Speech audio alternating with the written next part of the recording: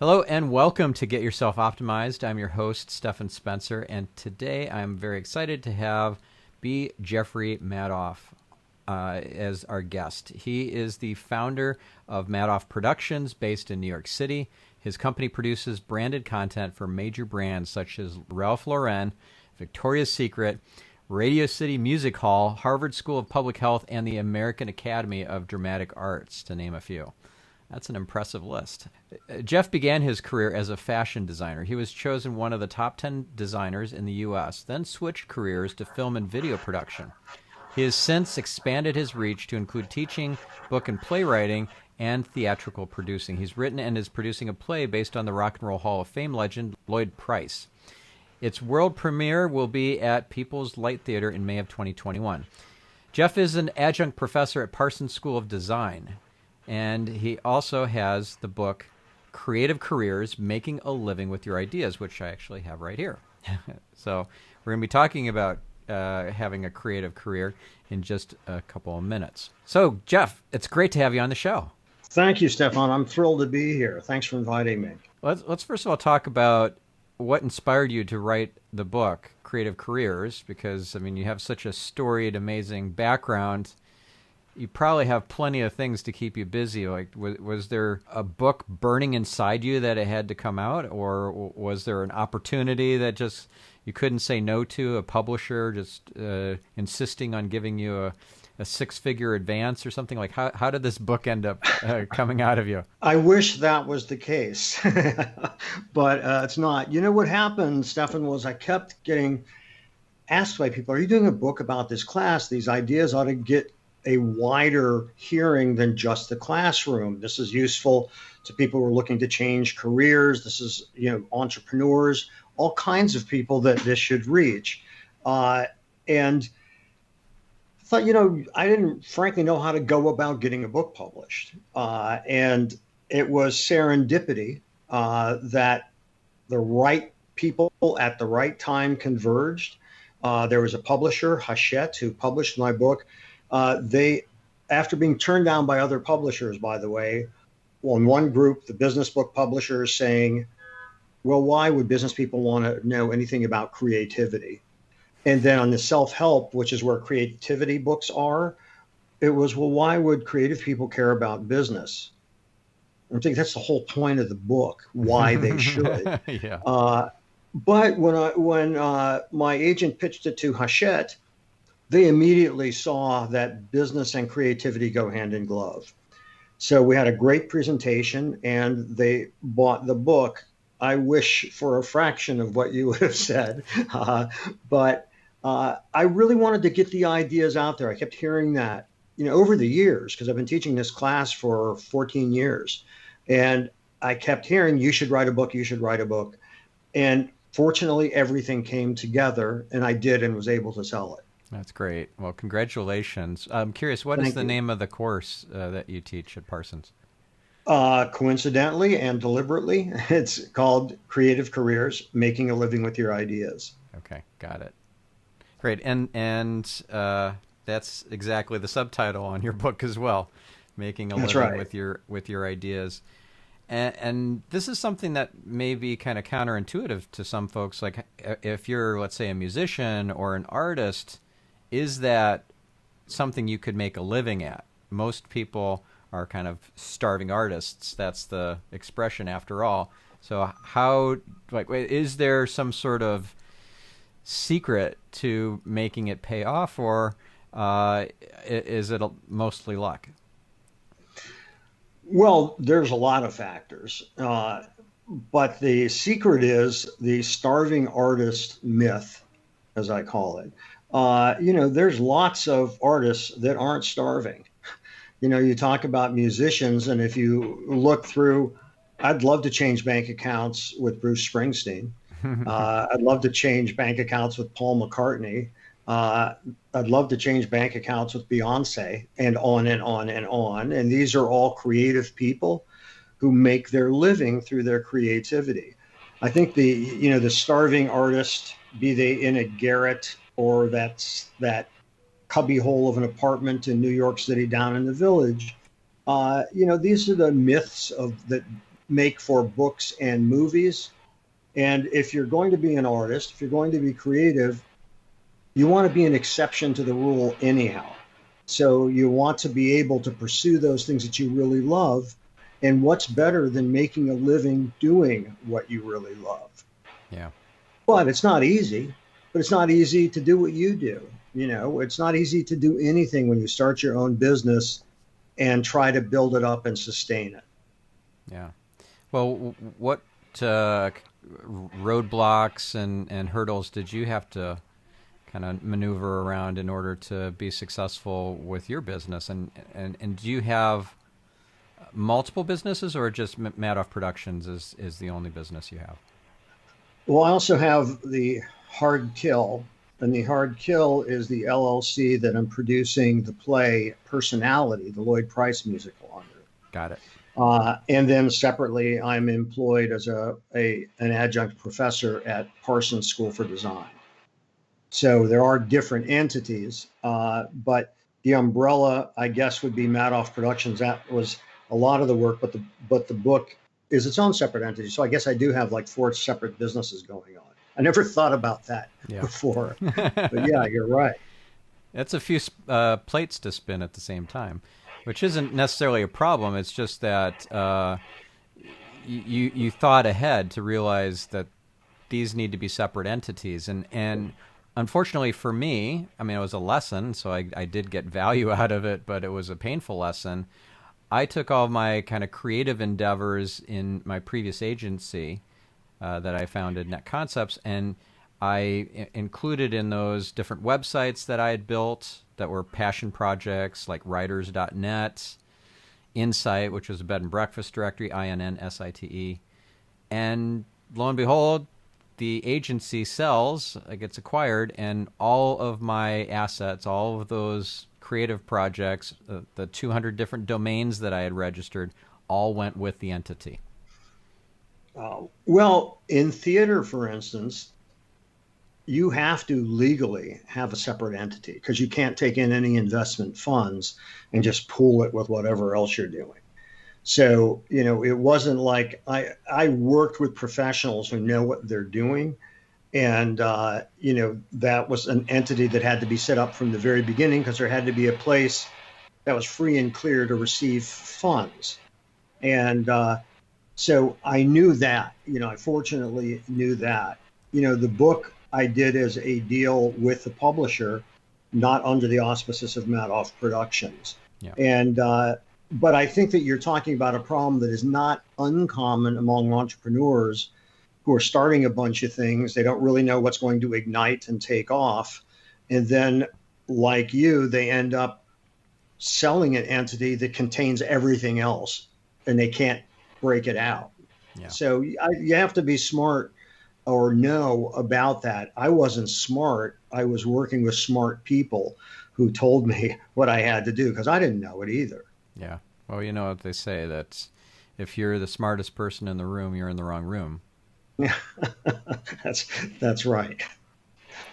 So again, let's go back to the question around hurdles and roadblocks. Like, what did you face in your businesses and in your career that, looking back, you see those as great gifts and learning opportunities and you know, things that you could pass on as pearls of wisdom to our listener? Well, you know, it's interesting. When I started my clothing company, which was the result of a dear friend who graduated from college a year before and he called me and said, "I've saved up some money. Can you think of a gig that would earn more than bank interest?" And so I was working in a small boutique. I could always draw. I said, "I'll start a clothing company." And he said, "Okay." And then he sent me a check for more money than I ever had at one time. It was a staggering sum, $1,500. So that is the under the umbrella of ignorance is bliss. It seemed like a lot of money. It was not at all. But I established quickly a proof of concept for the business by designing some clothes, having them made, and they sold right away. So I knew people wanted it. So my obstacles in that business were actually learning the business. I didn't know how clothing was made. I was asked after I got my first orders, which were substantial at the time, and I was buying fabric, and the person selling me the fabric says, "So, am I going to ship this to you, or do you have a contractor?" And I said, "A contractor." He said, "Yeah, do you have a contractor?" I said, "I'm not sure what is a contractor." And he said, "Well, that's a factory where you get your clothes made." And I clearly had a blank look on my face. And I happened to be fortunate that this was a really nice man. And he said, "Let me make a couple calls for you. I want to introduce you to some people who can help you with this." Oh, And he good. was great. Yeah, well, that's right. Saved your bacon. That is correct. And, in starting out, I met a lot of people. And initially, I was very vulnerable because I was ignorant, but not stupid. Mm-hmm. And the difference being ignorant, you can learn, stupid's forever, Yeah. And so I met people, and sometimes I trusted people I shouldn't have through my naivete and hoping that they had an answer that I didn't. But as I gained experience, I also gained knowledge and gained some savvy, and also started, employing some kind of pattern recognition to see people who would be trying to take advantage of me because I was a kid. And back in that time, young people weren't doing startups. That was pretty unusual. And it was a whole different world of business at that point.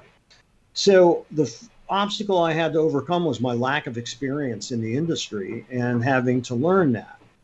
What I gained from that, because I transitioned from the fashion business, and by the way, you mentioned I was one of the top 10 young designers in the United States. I think there were only 8 of us, so it wasn't hard to get into the top 10, because again, young people weren't starting businesses back then. So the important lesson that I learned when I then transitioned into the film business, another area that I knew nothing about, but I loved it. I knew that I had an affinity for it, but I didn't know I could make a career out of it, is that I learned that all businesses, in terms of the protocols and what you have to go through to learn how to do it, are the same, for all businesses. And so it really demystified the process for me of starting and getting into a business, because I realized that there are certain principles each step of the way, whether you're selling a product or a service, that it still applies. So that was probably the biggest lesson that I learned, that having a clothing company was the same as having a film company, was the same as producing a play. And having learned that, it removed a lot of obstacles because I had a clear idea of how to do it. What are the steps in order to start a business and to start to grow a business? So that was huge.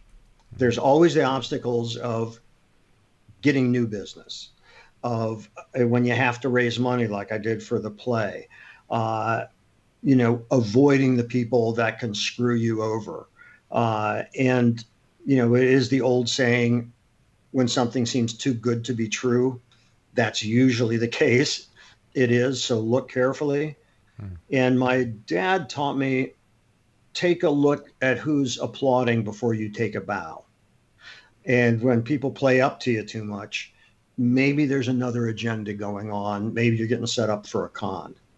But I would say that the thing that's carried me through the most, because all these are day-to-day struggles you have in business, but the big vision, the big insight that happened was realizing how all businesses face the same challenges, and you have to go through the same things to launch any business, to grow any business, and to sustain any business. Right. So I'm curious, what spurred you on to transition from fashion to film? I didn't have a life plan. So, it's interesting in some of the podcasts that I've been doing, people say, well, so what is your morning routine?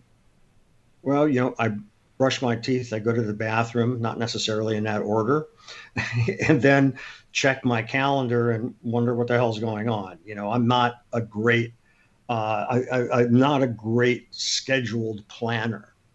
I meet deadlines really well. So I actually need deadlines in order to complete something. Otherwise, it can just flow and flow. Yeah. Well, you know what? But There's a name for that, by the way.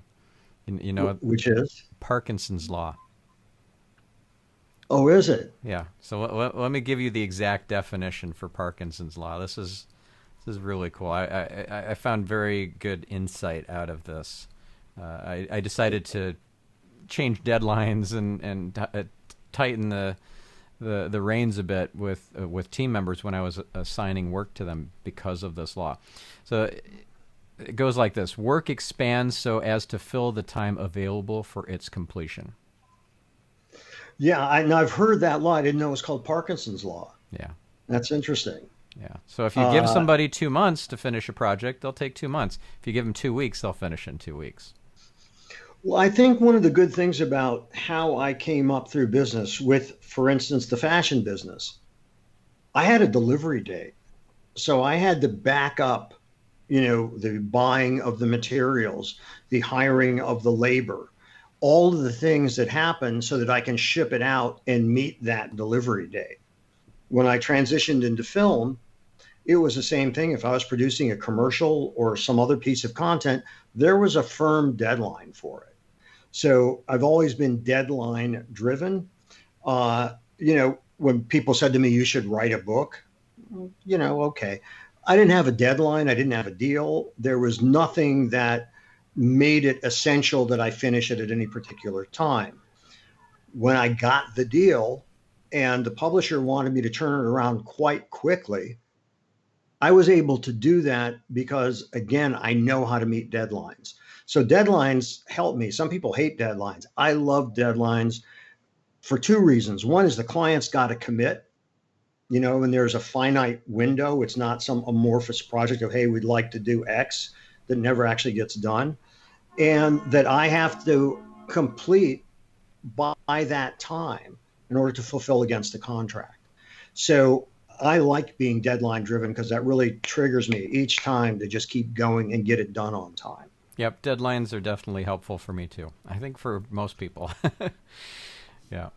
So I'm curious to hear more about the principles that you were able to glean out of all this life experience, and I'm presuming these principles are in the book, they're in the course. So is there a set of them? Is it structured as kind of a framework? Can you walk us through some examples? Yeah, and I'll give you a comparison, like a real world comparison, so you get clearly what I mean.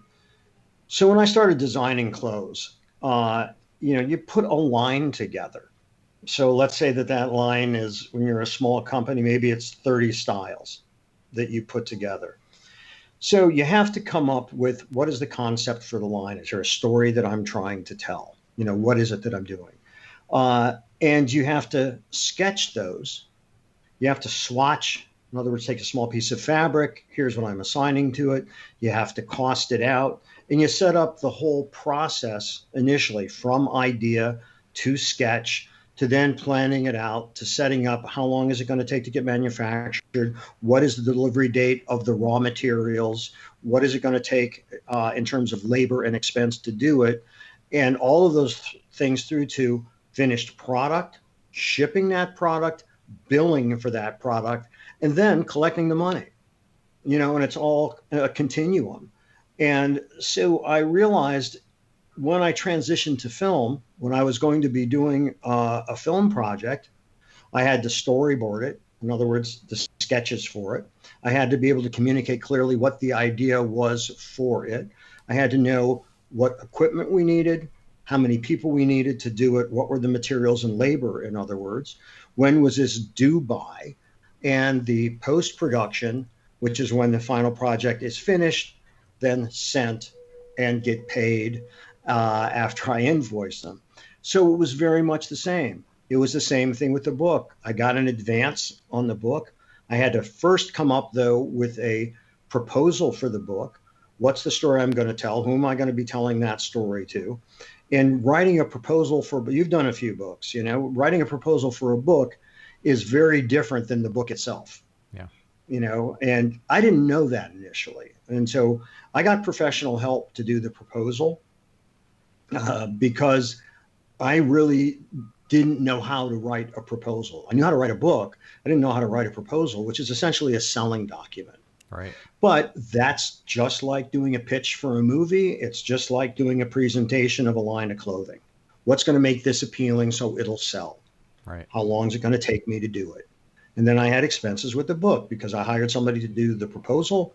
Then I also worked with an editor. I had deadlines for each of the chapters. Then finally, the final deliverable after some back and forth. And then it gets shipped out the door. I didn't have to bill anybody for it. But I was paid an advance on the book.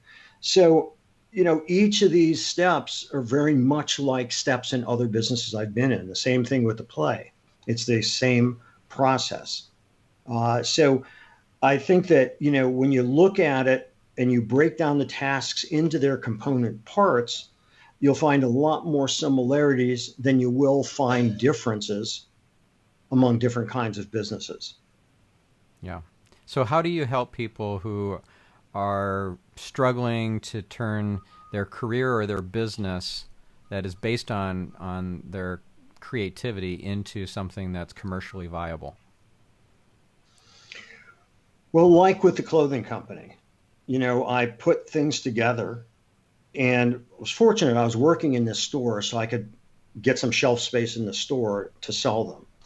But soon thereafter, I put samples into a suitcase, strapped it on the back of my motorcycle. I was in college, as you know, in Madison, and drove to Chicago. Went to 18 stores. I sold 15 of them.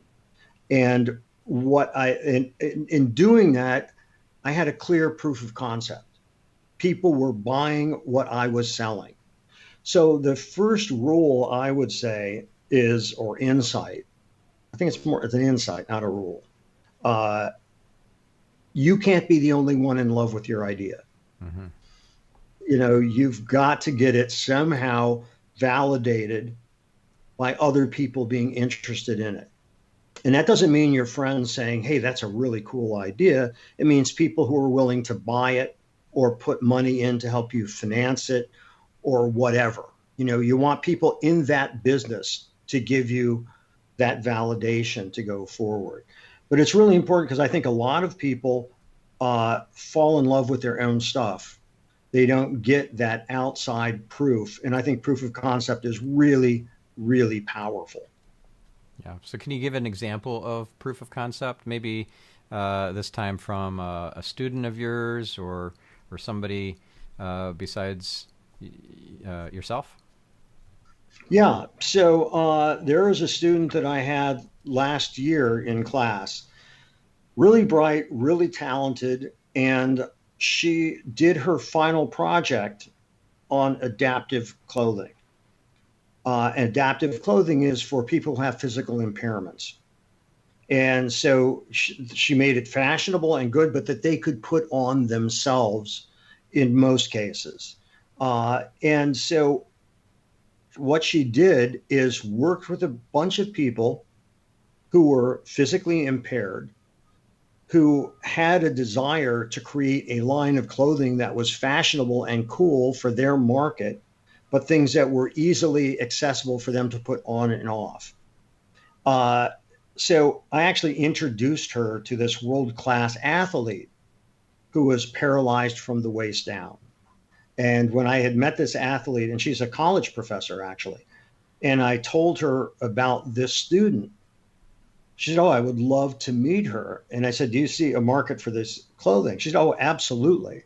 So I was able to put them together, but that student already had a proof of concept. She had pitched the idea, some people had bought the clothes, and she was able to move forward because people aligned with her project. And it was interesting because the first people that aligned with the project were people who were physically impaired, who had desired that, but nobody was servicing that market. Hmm. So that's another example. That's great.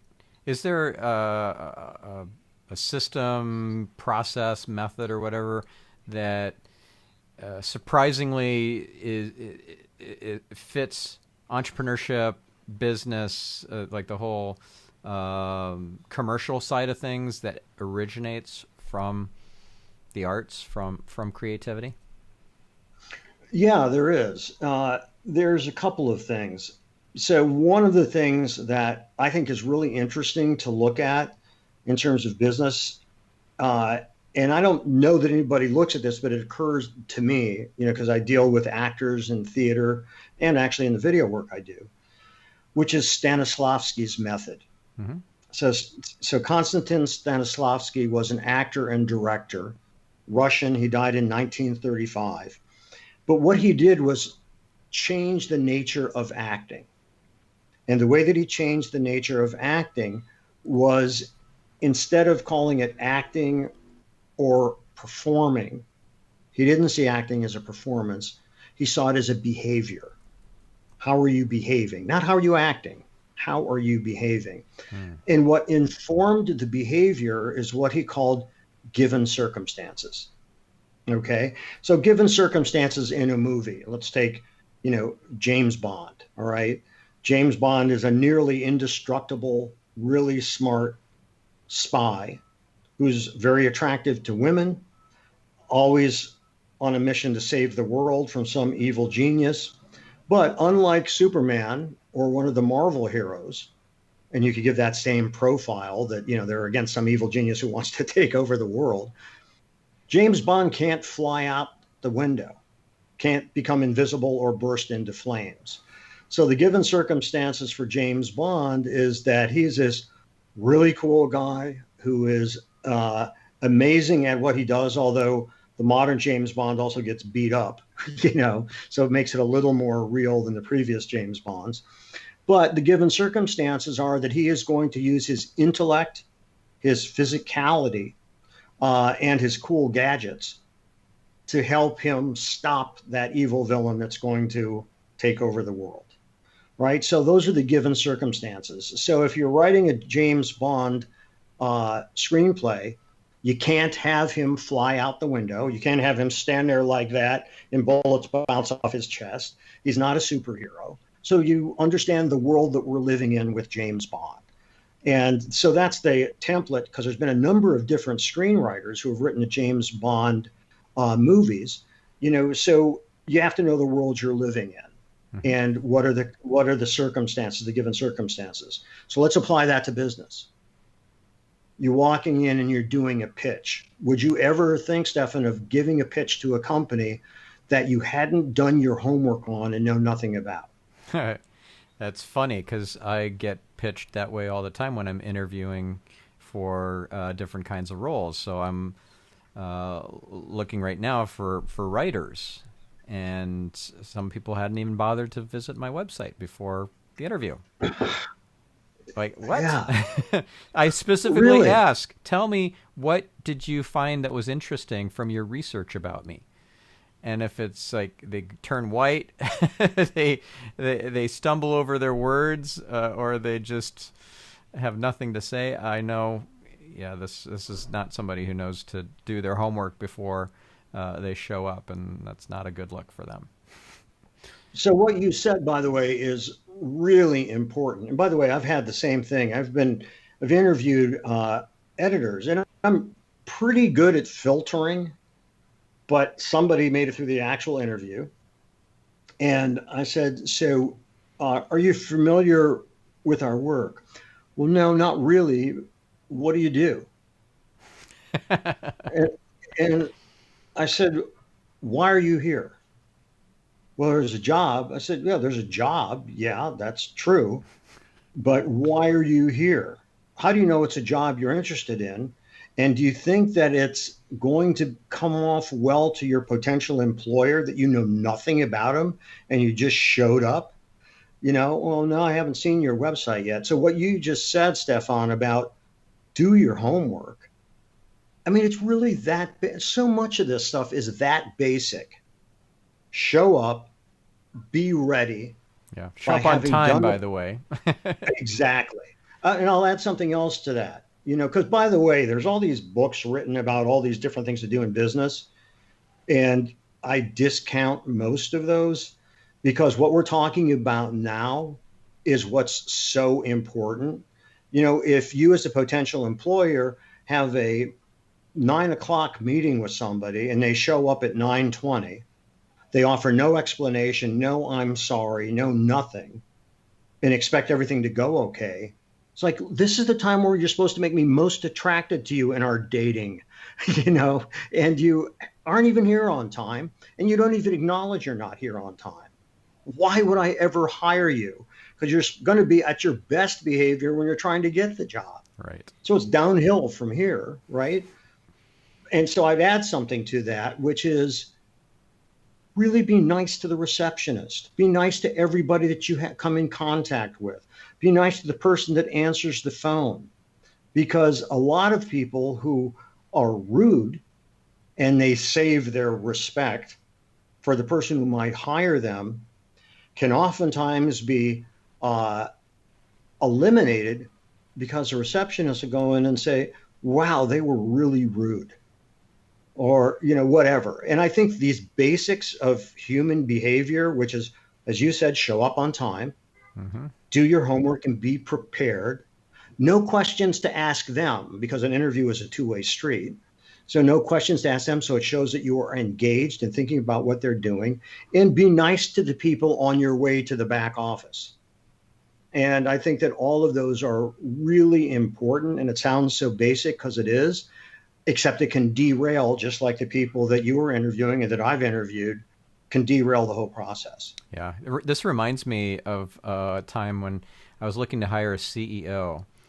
One of the candidates was an entrepreneur in residence at a VC firm, and I wanted to just have an informal kind of get to know you lunch with him because he passed the initial kind of tests, but I wanted him to have his guard down a little bit, and so I'm so thankful that I did, because what a train wreck that lunch was. I was appalled to watch him pick up the plate and lick it clean. I kid you not. Now, this was not somebody on all fours called No. Rover or something. This was a human. Oh my goodness! I could not believe that he did that. So I eliminated him based on that. Oh, God. I don't think he ever realized that was why he was no longer in the running. My guess is that you are correct, because if he's oblivious enough to do that in the first place, he clearly doesn't think there's anything odd about that behavior. Yeah. Crazy. So did you go after him with a rolled up newspaper? Oh my goodness. And this was not a dive restaurant. It wasn't fancy, but it was in Silicon Valley, and it was, kind of not upscale, kind of mid-scale restaurant. I couldn't believe it. Anyways, so that was a long time ago, but that's an example of getting them to let their guard down and see them interacting in a more natural environment. You can also tell a lot by how they interact with the wait staff. That's somebody right. That they're not necessarily consider themselves at the same level, right, as a peer, or somebody that they're trying to impress. And you definitely can tell a lot about somebody when they don't need anything out of the person, so that if they're disrespectful, that's against my core values, and me too. And they're out. Yeah. And I think that it's interesting. I want to go back to the notion of creativity, because the thing with creativity is, you had mentioned like a musician, for instance. I believe we need a wider definition of creativity. And I consider entrepreneurs to be creative. So you have to define what is creativity. To me, creativity is the compelling need to bring about change. Well, if you're an entrepreneur, whether you're starting an SEO, a company that does SEO, or whatever you're doing, you're trying to either solve a problem, satisfy a need, but you are trying to bring about some sort of change that will be affected by your business or your endeavor. Could be a painting, could be a movie, it could be offering an accounting service, but you're starting with an idea and you're actualizing that idea into a pursuit, into a career. And I think that that's really important. So I don't think that you have to be an actor or musician or whatever to be creative. I think that the act of creation is making something where something didn't exist before, and that compelling need to bring about a change or a difference. Got it. And the thing about money is that, when making a living with your ideas is you got to pay rent, you got to pay for food. Uh, you've got to be able to do that. And to me, making money is what allows me to continue doing what I love doing, as opposed to, if you're an actor, the typical thing in New York City where I live is you're often a waiter or waitress. Hmm. Well, where are you really compromising? Anything that serves your acting career, which is getting more acting jobs, doing more showcases, getting seen, and all of those things, you're doing that so you can give up the waiting job and become what you're hoping to do. So I think the sooner that you're able to do that, which could mean you put yourself out there for voiceovers, you put yourself out there in a whole range of ways. The person that read my book, that did the audio version, I couldn't do it because of COVID. And so the recording studio at my publishers was closed, but a lot of voiceover artists now have in-home studios. This guy's a really good actor, but he does tons and tons of audiobooks. And it was really interesting. And I talked to him about that. And he said, the busiest working actors aren't working all the time. This was a way to supplement my income, and it's become the major source of my income because I do so many of them. Mm-hmm. So I think that, you want to try to find things that are aligned with what it is that you're trying to do in order to make a living with your ideas. And there's different ways to approach that. Right. So you don't have to just go for the default waiter job or waitress job. You could find things that are going to move you towards your goal, even if it's Yes. not exactly what you want to be doing, but it's more aligned. Yeah, and I think that everything you do informs everything else you do. Mm-hmm. And so if it ends up that you are a waiter on your way to your acting job, then think about being a waiter as every time you're approaching a table, it's an audition. And you have the opportunity to behave, to use the Stanislavsky term, that you're auditioning for the people at that table. And you observe the people. I mean, if some waiter happened to be watching your guy lick his plate, you can bet that's going to turn up in some character that actor plays. Yeah. So observation is key. Yeah. That's funny.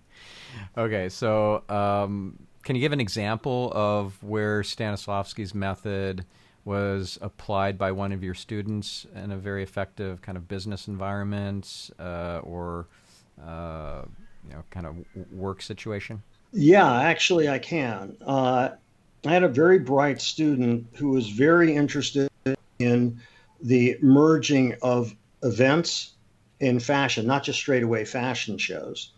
And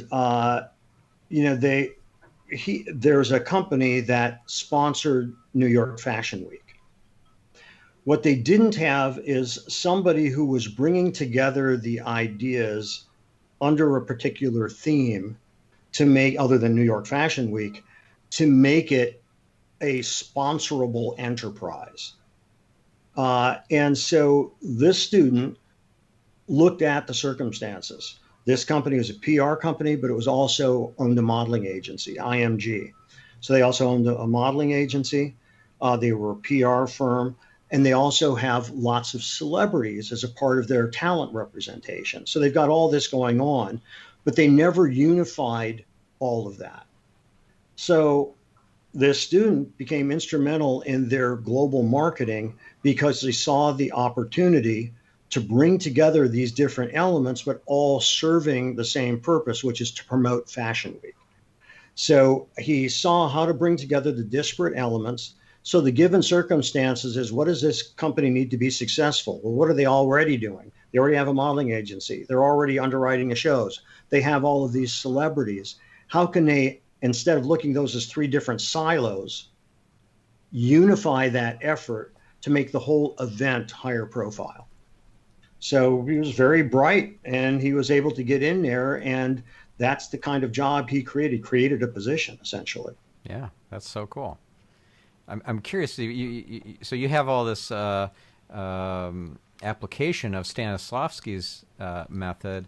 Did you find other methods that were also applicable to business and kind of the commercial world? Like, for example, I don't know, the Meisner technique or Meisner method.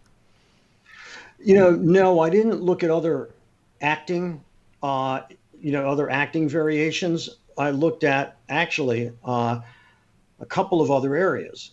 One was writing, Mm-hmm.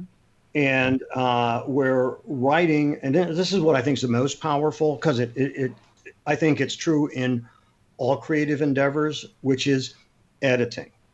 Okay, that's huge, and editing is huge, whether you are actually writing a book or a play, or if you're a sculptor or a painter or a photographer, or you're putting together a pitch to try to gain a client.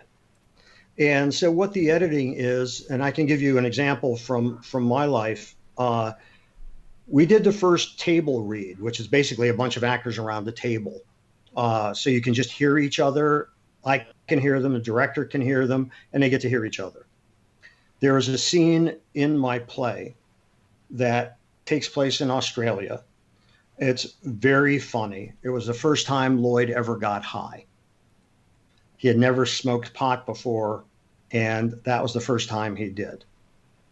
So, and the last time, by the way, also. So, anyhow, the actors are reading it. And remember, I'm the one that wrote it. And the actors are cracking up. They're reading it and they're laughing. And somebody starts a line and another one cracks up. That's cool. But I'm sitting there thinking, something's not right. We take a break after doing the scene. And I said to my director, Sheldon Epps, who's fabulous, I said, what do you think of the Australia scene? And he goes, well, it's funny. You saw people laughing. It's an interesting story, but is it essential? And I said, what do you mean? He goes, does it either reveal more about the character or does it move the plot forward? And I said, no. And he said, then it's not essential. And boom, there went that scene. And I didn't have any problem doing it because I do everything I can. Nothing becomes precious, and I do everything I can to make the project better. So that editing, that taking it out, and that question, which became my mantra, is it essential, informed everything. So you look at sculpture, and Michelangelo was asked, how did you ever carve the David statue? And he said, I chipped away everything that didn't look like David. And, there is that shape that's hiding inside the block of marble, just like there's that story or that book in the many pages that you've written. And editing helps you shape that. If you're doing a pitch and you're trying to sell an idea to a company, or, and I've done this, selling a company, the only things you want to present are what are going to reinforce that message, and you edit out everything else so that you're not taking up the people's time with anything that's useless, and you're creating a velocity to the presentation that's really targeted and eliminating anything that is not essential. Yeah. And so that, which comes from writing, which is don't be afraid to kill your darlings, to sculpting, to writing a play, to pitching a business. That was also a huge thing that I learned. Yeah, that reminds me of something I learned from attending some, it was, I think, Business Mastery Tony Robbins event, and the difference between artists, entrepreneurs, and managers slash leaders. The artists get awfully precious about their ideas, about the art of it. Like they'll continue to do something even though it isn't the best commercially to do so, because they love the art and they're attached to that. Whereas an entrepreneur who's building, let's say, I don't know, beautiful sculptures or something, they see an opportunity to buy a toilet seat manufacturing plant and they can make twice as much money doing that. They're like, I'm all in. Let's make some toilets. So that's, I think, an important consideration when you recognize that you're not necessarily of that ilk of an entrepreneur where you could just kill those darlings very easily because there's much more profit to be made, ethically, of course, in a different venture. But the artists will just plod along doing things that aren't necessarily viable for their business because that's how you do it. That's part of the art of it. So if you're an artist and you don't have that entrepreneurial bent, which Gino Wickman, the creator of EOS, the Entrepreneurial Operating System, and a past guest on this show, said that only 5% of us are wired to be entrepreneurs. Most of us are not. So if you think you're an entrepreneur and you're not wired that way and you're trying to do the art of it and get attached to it, you might want to bring on board like a co-founder or somebody who's got that entrepreneurial bent, who can see the stuff that should be cut. And it's hats off to you for not getting too attached and seeing what's inessential and just letting it go. That's laudable. But it's also, I think, a key part of a creative process, and that creative process embodies not just creating art, it's also creating a business. It's interesting. Think about Apple. Apple doesn't sell, the little pocket holsters for the iPhones. They don't make that stuff. They don't make anything but their hardware, when the headphones and that stuff. They only make that. And all the accessories, they've decided, even though that's become $1 billion business divided among a bunch of companies, they never took their eye off the ball of what their main products were. They've certainly built a hugely successful business. And what they did is eliminate all that wasn't essential that would move their entire business forward. They didn't need to be getting into Velcro packets and, notebook carriers and all that kind of stuff. And a lot of people would say to them, wow, that's a ton of money that you're letting go somewhere else. Well, I think they've proved themselves right by editing. Right. So taking a product line and even removing things from it because it isn't necessarily the best opportunity, or it's spreading the company too thin. Like one of my clients just recently did that. They cut some products from their product line. It's a good thing to do. Well, it also muddies the presentation, because just like doing a play, if you're presenting a suite of tools, you want them to all make sense together, and you don't want to have this one thing over here that it doesn't really fit in, but it's so cool. Yeah. Get rid of the thing that's so cool, because that confuses your message to your potential buyer. And so that editing comes through in everything, I believe. Yeah.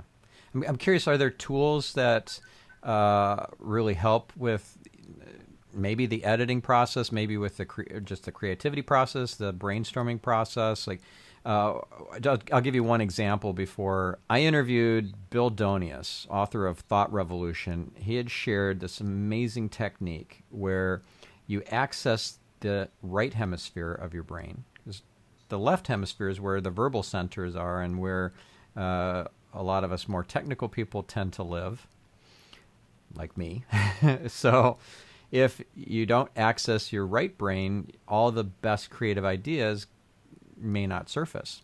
So the process that he teaches is, first of all, you just get in a calm space, you kind of take a deep breath, close your eyes. You take the pen in your left hand if you're right-handed. So you use the opposite hand from your dominant hand. And you squeeze the pen and you think to yourself this intention, I want my right hemisphere to chime in, to tell me whatever. If you want to know what you should be working on today, if you want to know what the vision or mission of your company is, you want to know how to solve a particular problem, you want to know what your totem animal is. That was actually an exercise that we did on the air. It was pretty fun. Actually, the first time I did, I heard him speak at a mastermind, and he did this exercise. The first time was just normally, like right with your normal dominant hands, think of your totem animal, the animal you most resonate with or relate to, and write it down. And I wrote down zebra. You know, they're so distinctive and memorable and remarkable and all that. Super cool. But then I did the exercise where you squeeze the pen in your hand, you ask your right hemisphere to chime in and answer that question, and it came out as a humpback whale. Completely different. And then I started thinking about this after the fact. I'm like, wow, that actually resonates. That feels more like me at my core. I'm more the humpback whale than the zebra. And that just really stuck with me. So I knew I had to have him on the podcast. So that was a great tool. I highly recommend it. Listeners, go check out that episode. But what sort of tools do you have that we could cover in the next few minutes, because we're almost out of time, but what would be some great tools that you'd want to share that can help with fostering creativity or editing or whatever other processes artists and creatives need to go through? I think that there are two key factors. One is the intrinsic love of learning. Yep. And curiosity. So how that translates into practical advice is you read books, you go to movies, you see plays, you go to concerts, you go to galleries, you walk around the streets with your eyes open, you be present wherever you are to take in what's going on around you. You become both a participant and observer in life. The more inputs that you are getting from the more disparate areas, the more curiosity that you have that makes you want to pursue. Sometimes, I'm sure you've done it, I've done it many times, going down the rabbit hole online of some topic that you're interested in. That fosters a creativity because you're getting so many different influences, so many different ideas, so many different sounds, so many different visuals. And that, I think, is the key, is just being alert, awake, present, and available with a unending and unboundless curiosity to explore things that you don't know anything about. Yeah. So do you bring a notebook or something to write these things down? Do you put them into your iPhone, or how do you capture this stuff so that you can ruminate on it or come up with adjuncts or different ways to, I don't know. A couple of things. I will send myself a memo or an email. Yep. On my phone if I'm walking around and think of something. I make myself post a picture every day on Instagram that I take, not that I find, so that I'm always walking around New York with my visual acuity on high alert so I can find interesting images, just because it just keeps me in that game, because I'm always framing shots as a director in terms of what I do. And then physically writing things down, like keeping a notebook next to my bed, because we've all had the experience of you have a great idea, you're kind of too tired to go find the pen and paper, and the next morning all you can remember is that you had a great idea, but you don't know what the hell it was. Right. So, and there is science behind physically writing something down, because that reinforces in your brain, that reinforces the memory of doing it. Yeah, and if you wake up and you think you're going to write that down in a few minutes, it'll probably be gone by the time you've brushed your teeth and gotten back to the notebook. So act fast. Oh, and I should mention too. This was a key part of Bill Donius's technique. It's kind of obvious now after I explain it, but you have to write it in your non-dominant hand, and that is what accesses the right hemisphere. So you're squeezing the pen in your hand, and then you have, with that intention of accessing the right brain, you're going to write. It's going to be messy. It doesn't matter. It's all about just letting your right hemisphere kind of take over that hand and write. And whatever comes out of that is most likely the stuff that is trapped in that right hemisphere, like the humpback whale. And you certainly don't want a humpback whale trapped in your right hemisphere. It could get very No. crowded in there. No. Okay. Well, I just realizing that we're out of time. I've got to make sure our listener knows where to go to follow you and to get the book and to learn more from you. So we should probably give them the websites and social accounts and all that to go to. So shall I give you a recitation on that then? Or yeah, just a couple of websites, or at least one website, and your most active social account would be great. Okay. So 2 websites, madoffproductions.com, where you'll see my video and film work. It's MADOFF Productions. Creative Career, where you'll see clips of the class guests that I have. And you'll also see the book there, which is Creative Careers, Making a Living with Your Ideas, available at Amazon and all fine booksellers. And Instagram at A Creative Career. Okay. And I think, and you can find me on LinkedIn, B. Jeffrey Madoff, and there's a Creative Careers group. Awesome. So acreativecareer.com. Thank you so much, Jeff. This was fabulous and inspiring, and lots of pearls of wisdom that you shared. So thank you so much. Thank you for having me. I love the conversation. It was really fun. Thanks a lot. Yeah, thank you. And thank you, listener. Now go off and get some amazing creative thing out of your head and into the real world, and we'll catch you on next week's episode.